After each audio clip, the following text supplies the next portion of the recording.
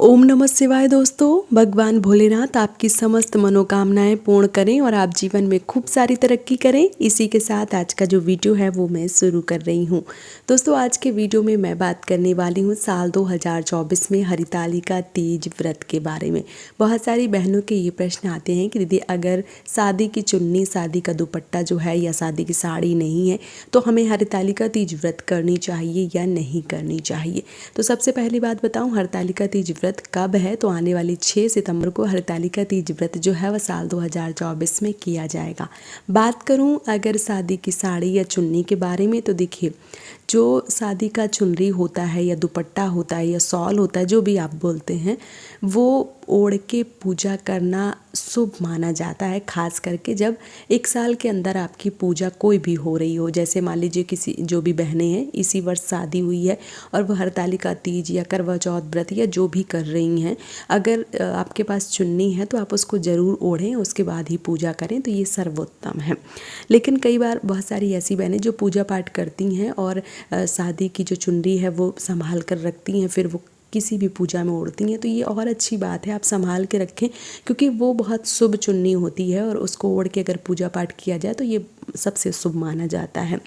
लेकिन कई बार बहुत सारी ऐसी बहनें जो परदेश वगैरह में रहती हैं, कई बार चुनरी वगैरह घर में छूट जाती है, या जो चुनरी होती है वो कई बार बहुत सारी बहनें होती हैं जैसे शादी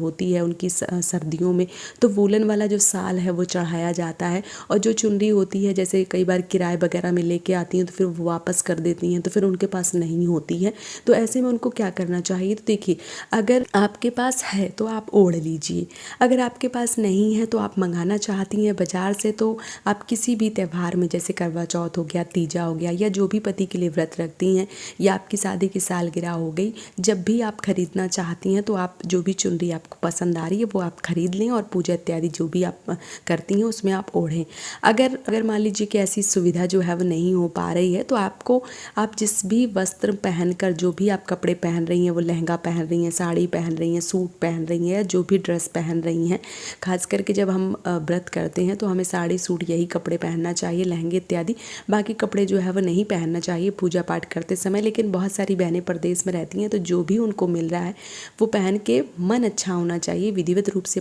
अगर आप पूजा करना चाहती हैं तो आप सर पे दुपट्टा, कोई भी दुपट्टा या चुनरी या रुमाल जो भी मिल जाए वो आपको रख के पूजा करना चाहिए। सर ढक के ही पूजा करने का विधान बताया गया है, तो सर जो है वो आपको ज़रूर ढकना चाहिए। अब अगर आपके पास शादी की चुनरी, शादी की जो दुपट्टा इत्यादि है वो नहीं है तो आपको घबराना नहीं है, परेशान नहीं होना है, आपको पूजा करना है, सर ढक के पूजा करना है तो ओढ़ लीजिए, नहीं है तो नहीं खरीदना चाहती हैं तो वो ओढ़ सकती हैं। आप नहीं है कुछ भी या आप खरीदने का बजट नहीं है तो आप दुपट्टा या जो साड़ी पहने हैं आप वो सर पे रख के फिर आप विधिवत रूप से पूजा अर्चना जो है वो कर सकती हैं। ऐसा नियम नहीं है कि नहीं है तो आप व्रत ना रखें, ऐसा नहीं है, आप बिल्कुल पहने और जो भी है वो आप सर पे रख के, सर को ढक के ही पूजा जो है वो आपको करनी चाहिए। तो उम्मीद करती हूँ ये छोटा सा वीडियो आप सबके लिए काफ़ी ज़्यादा मदद कर रहा होगा। वीडियो अगर पसंद आया है तो आप मुझे सपोर्ट करें, इस चैनल को सब्सक्राइब करके। आज का वीडियो यहीं पे समाप्त कर रही हूँ दोस्तों।